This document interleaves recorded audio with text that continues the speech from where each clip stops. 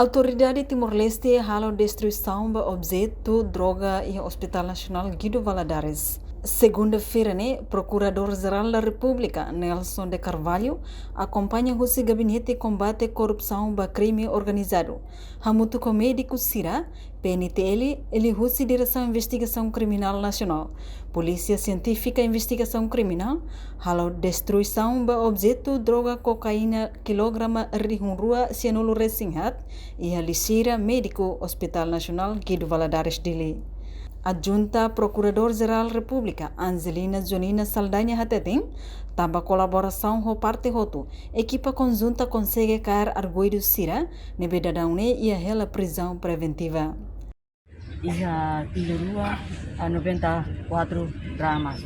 Ne ita halus tu saona tam processo irane selao, tam processo 2025 linha, processo selao então de amila bele colia detalhadamente quando vai conteúdo processo, vai ver tabot sirarasi ko in participa ona hare discussion bo objetivo irane tamba irane para ita bele diangkat ita fa angkarik asa emasira be arquido sira o suspeito sira fa angkarik irene osahira matama, mas infelizmente tamba colaboração parte hoto ninha ita consegue cair arquido sira e agora dá é prisão preventiva estrangeiro.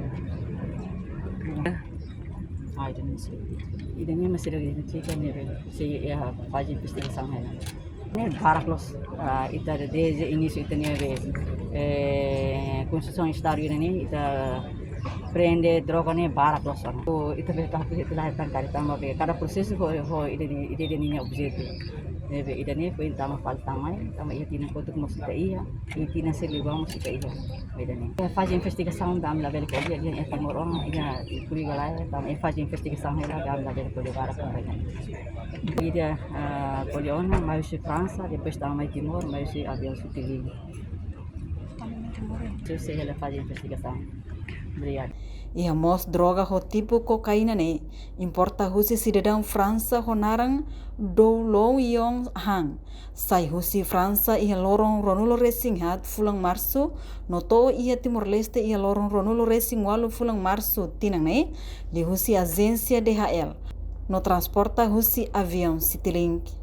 A fuenza San Siraneto e Timor e a lorong rua fulang abril tinang PNTL li husi cooperação autoridade alfândega halo pasar vista basa San Sirane no assegura quedas. Reportagem Melda Fátima, Televisão Timor Post. Janela informação ba emogoto. Atua tem informação atual dia clio. Kita haluha. Haneham botão subscribe, like. Halo comentário no fahe tutang ba media sosial hoto.